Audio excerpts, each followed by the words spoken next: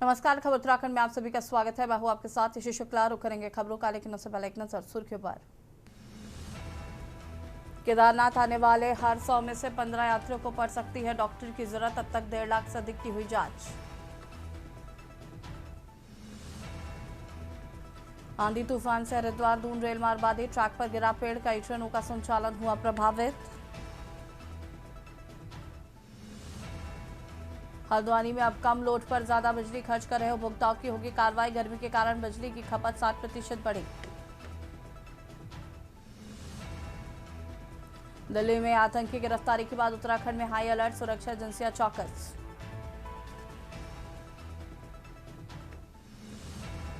Dehradun airport पर तेज हवाओं से उड़ानें प्रभावित, दिल्ली अहमदाबाद की फ्लाइट्स डाइवर्ट। उत्तराखंड में बारिश हुई तो गर्मी के तेवर पड़े ठंडे, आज कई जिलों में ओलावृष्टि और तूफान का ऑरेंज अलर्ट जारी किया गया है।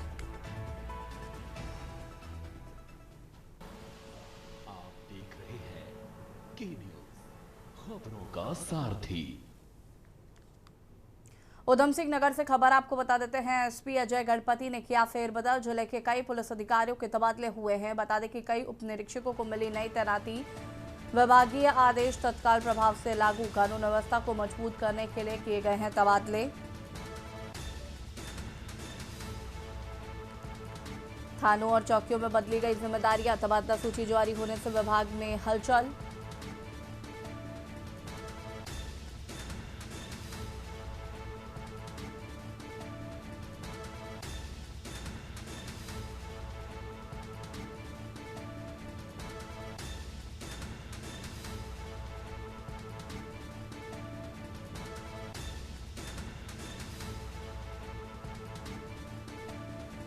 उधम सिंह नगर एसपी अजय गणपति ने किया बड़ा फेरबदल।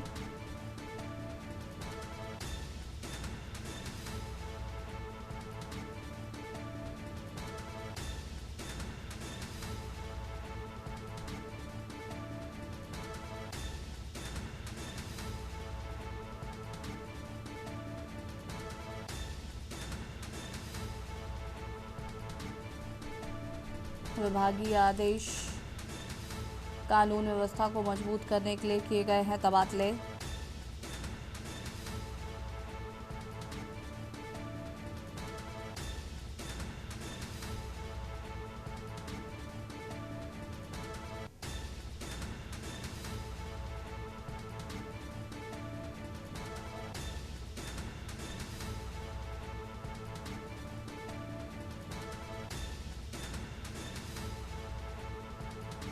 कई उप निरीक्षकों को मिली नई तैनाती।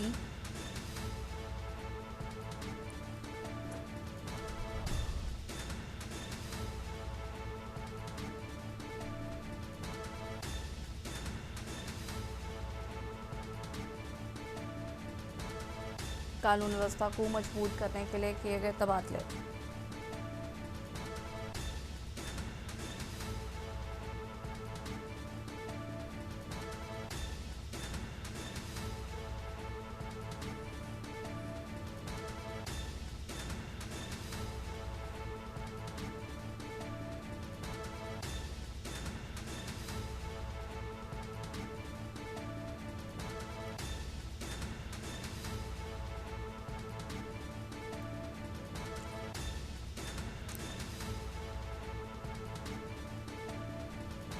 विभागीय आदेश तत्काल प्रभाव से हुआ लागू।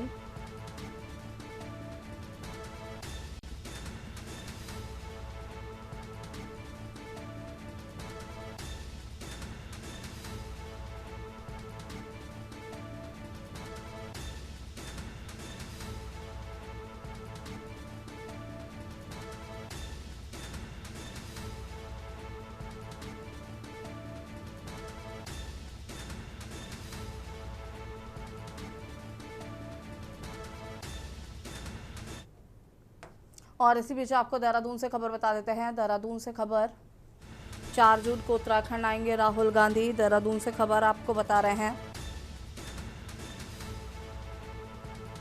राहुल गांधी 2 दिवसीय उत्तराखंड दौरे पर रहेंगे।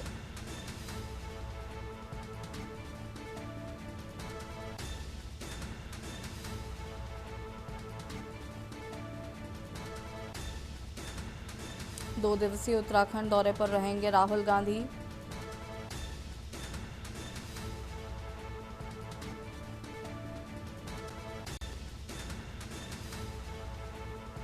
सैनिकों की समस्या और सुझाव पर संवाद।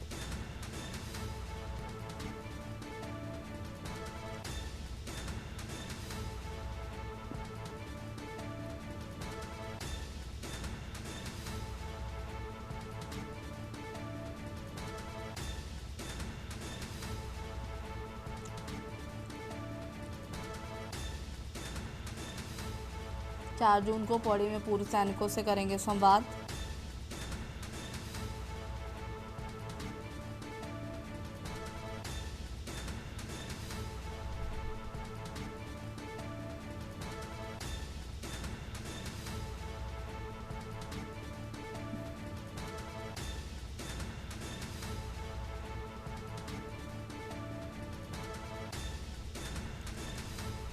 जनसभा में राहुल गांधी सैनिकों की बात सुनेंगे।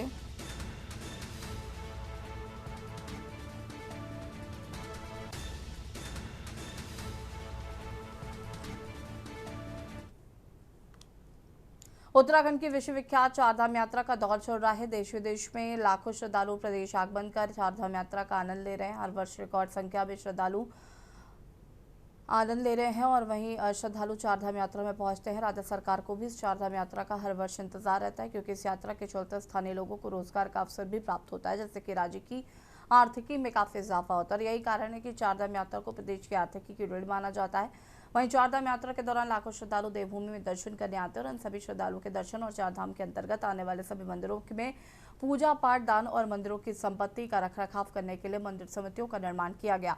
इन समितियों में मुख्य समिति बद्री केदार मंदिर समिति है, यानी कि बीकेटीसी की मुख्य भूमिका है और ये समिति उत्तराखंड सरकार का एक स्वायत्त निकाय है। यह समिति भगवान विष्णु को समर्पित बद्रीनाथ धाम और भगवान शिव को समर्पित केदारनाथ धाम सहित लगभग 45 अन्य मंदिरों का प्रबंधन करती है। लेकिन समय समय पर यह समिति चर्चाओं में रहती है और एक बार फिर आरटीआई के जरिए जानकारी सामने आई है कि उत्तराखंड के कैबिनेट मंत्री गणेश जोशी की बेटी व भाजपा नेता नेहा जोशी के साल 2025 में केदारनाथ प्रवास के दौरान उनकी यात्रा और विशेष व्यवस्थाओं के लिए 2 दिन में 60,000 रुपए खर्च किए गए थे। इसके अलावा केदारनाथ विधायक आशा अटियाल समेत कई अन्य नेताओं की मेहमान नवाजी में भी इस तरह का बीकेटीसी का पैसा खर्च किया गया। इस आरोपों के बाद खुद नेहा जोशी और रुद्रप्रयाग जिला प्रशासन की ओर से बीकेटीसी अध्यक्ष को जांच के लिए पत्र लिखा गया। अब इस मामले में बद्री केदार मंदिर समिति के अध्यक्ष हेमंत द्विवेदी ने एक जांच समिति गठित कर दी है, जो इस मामले के सभी पहलुओं पर गहनता से जांच करेगी। देखिए रिपोर्ट। अक्सर चर्चाओं में रहने वाली बद्री केदार मंदिर समिति एक बार फिर गंभीर आरोपों के चलते सुर्खियों में है। इस बार मामला बेहद गंभीर है। आरोप है कि श्रद्धालुओं की ओर से दान पात्र में चढ़ाई गई राशि का इस्तेमाल नेताओं, उनके परिजनों और खास भगत में किया। इन आरोपों के बाद बीकेटीसी ने मामले को गंभीरता से लिया, इसलिए बीकेटीसी ने मामले की जांच के आदेश देते हुए एक जांच समिति का गठन भी किया। साथ ही बीकेटीसी अध्यक्ष हेमंत द्विवेदी ने बताया कि मामले की जांच की जा रही है। वर्तमान समय में क्या सही है और क्या गलत, ये कहना उचित नहीं। फिलहाल तो यही कहा जा सकता है कि एक बड़ा षड्यंत्र है, जिसके तहत मंदिर समिति की छवि को खराब करने का प्रयास किया गया। ऐसे में जांच रिपोर्ट आने के बाद ही पूरे मामले की स्थिति स्पष्ट हो पाएगी। जांच में जो भी दोषी पाया जाएगा उसके खिलाफ कड़ी कार्रवाई की जाएगी। जिस पर राजनीति अपने चरम पर है, तो वहीं तीर्थ पुरोहितों ने भी अपनी नाराजगी दर्ज कराई है। देखिए, सबसे पहले तो मैं ये बात कहना चाहूँगा कि मैं पहले ही बताऊँ, ये वास्तव में गंभीर विषय है और आप हमारे कई पत्रकार मित्र और कई हमारे पास आए भी थे। आप जानते, वर्ष और 1 महीने का कार्यकाल मेरा हो चुका है। अभी तक मैंने जो है, मैं पहले अपनी ओर से बात बता दूं और अपनी कार्यप्रणाली के बारे में बता दूं कि मैंने अभी तक वहां पर 1 रुपये का भी डीए, कोई भी बिल, और जितनी मैंने यात्राएं भी की हैं तो मैंने कोई मंदिर समिति से आज तक वहां पर कोई भी 1 रुपये का पैसा नहीं लिया है। ये मैं खुले तौर पर आपके चैनल के माध्यम से कहना चाह रहा हूँ किया था कि कोई भी मंदिर का दान का पैसा पूरी तरह से जो कोई व्यक्तिगत उपयोग में नहीं आएगा और उसको लेकर मैंने समय समय पर बहुत कड़ाई से वहाँ पर कार्य भी किया। और आपने देखा है पिछले इन 1 वर्षों के अंदर चीज़ें वहाँ पर प्रशासनिक फेरबदल भी हुए हैं। बद्रीनाथ केदारनाथ मंदिर समिति एक बार फिर चर्चाओं में, और यह पहली बार नहीं है कि ऐसा हो रहा है। विवादों का और बद्रीनाथ मंदिर समिति का जो है अब चोली दामन का एक साथ जैसा नज़र आ रहा है।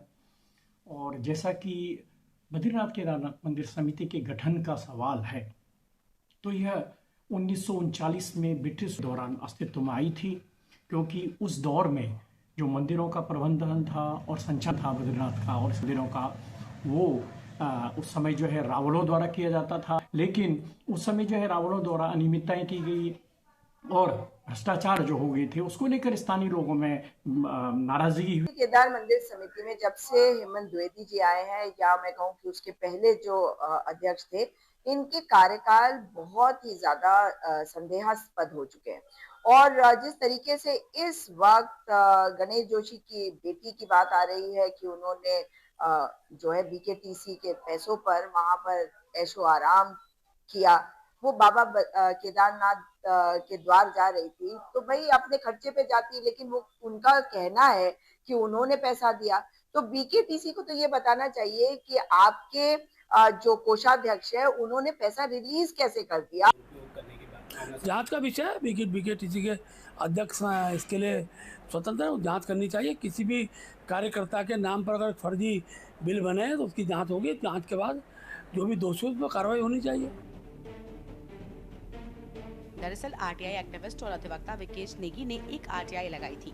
आरटीआई के तहत बीकेटीसी के खर्चों की जानकारी मांगी गई थी, जिसके तहत पता चला कि 2025 की यात्रा के दौरान कैबिनेट मंत्री गणेश जोशी की बेटी व बीजेपी महिला नेता नेहा जोशी के केदारनाथ प्रवास के दौरान बीकेटीसी ने करीब 60,000 रूपए खर्च किए। इस तरह केदारनाथ विधायक आशा नौटियाल के नाम पर लगभग 37,500 रूपए खर्च दर्शाए जाने का दावा किया गया। इन दोनों के अलावा कई और नेताओं के भी नाम हैं, इसलिए इस मामले में अब जांच के आदेश हैं। पर केदारनाथ यात्रा की थी, ऐसे में सवाल उठना तो लाजमी है कि आखिर दान में मिला पैसा ही ये राजनेता नहीं छोड़ रहे हैं, तो इसकी जिम्मेदारी किसकी है? हाल तब है कि ये वो रसूखदार हैं जिनकी प्रदेश में बेहतरी है। ऐसे में भगवान का पैसा भगवान को मिल भी पाएगा या ये भी भ्रष्टाचार की भेंट चढ़ जाएगा, ये देखना अभी बाकी है। Uttarakhand desk report.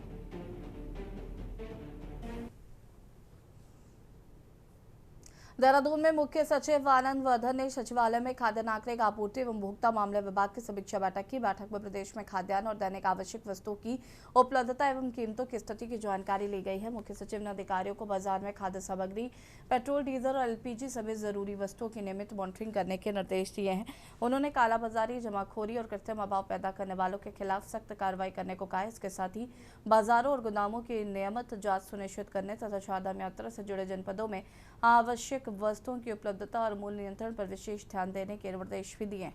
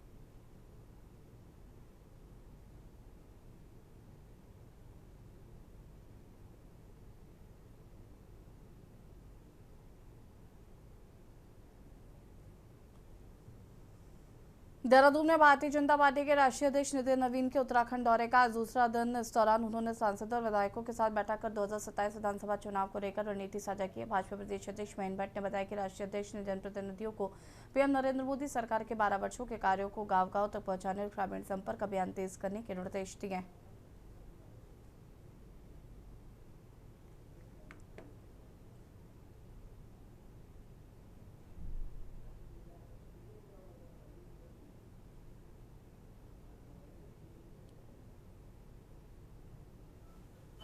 आज के दिन की पहली बैठक सांसद और विधायकों की बैठक थी।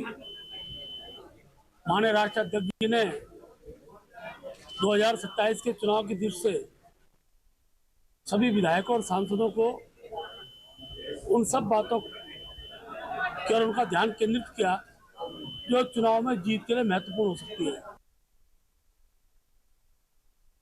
लक्सर में राज्य सलाहकार संविदा श्रम बोर्ड के अध्यक्ष एवं राज्य मंत्री कैलाश पंत ने जो कि टायर फैक्ट्री का निरीक्षण किया है। इस दौरान उन्होंने श्रमिकों और अधिकारियों से बातचीत कर व्यवस्थाओं का जायजा लिया। राज्य मंत्री ने फैक्ट्री में स्थायी और संविदा श्रमिकों से अलग अलग मुलाकात कर उनकी समस्याएं सुनी। निरीक्षण के बाद उन्होंने कहा कि केंद्र और राज्य सरकार द्वारा श्रमिकों को दी जा रही सुविधाएं पारदर्शी तरीके से उन तक पहुंचनी चाहिए।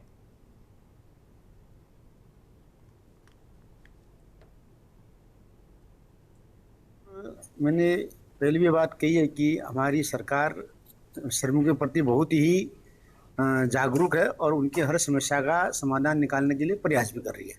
मैं आज यहाँ आया तो मैंने जो कॉन्टैक्ट बेस पर हैं उनसे भी बात की और जो यहाँ के स्थायी के कर्मचारी उनसे भी बात की। कुछ बातें संज्ञान में आई हैं, उन पर विचार किया जाएगा, क्योंकि मेरा बिल्कुल साफ कहना है जो भी सुविधाएं हमारी प्रदेश सरकार, केंद्र सरकार जो है श्रमिकों को दे रही है, हम चाहते हैं कि उस तक वो सुविधा पहुंचनी चाहिए। यदि कहीं बीच में कोई रिकॉर्ड कर रहा है या कोई उस बात की अवहेलना कर रहा है। खबर रुद्रपुर से, जहां कोतवाली क्षेत्र के भूत बंगला बस्ती में धार्मिक स्थल के बाहर मांस के लोथड़े फेंककर माहौल बिगाड़ने के मामले में निलंबित सिपाही अजीम के खिलाफ पुलिस ने मुकदमा दर्ज कर लिया है। आरोपी के सिपाही ने नशे की हालत में सोची समझी साजिश के तहत वाल्मीकि समाज के एक मंदिर के सामने मांस के टुकड़े फेंककर धार्मिक उन्माद फैलाने और शांति व्यवस्था भंग करने का प्रयास किया।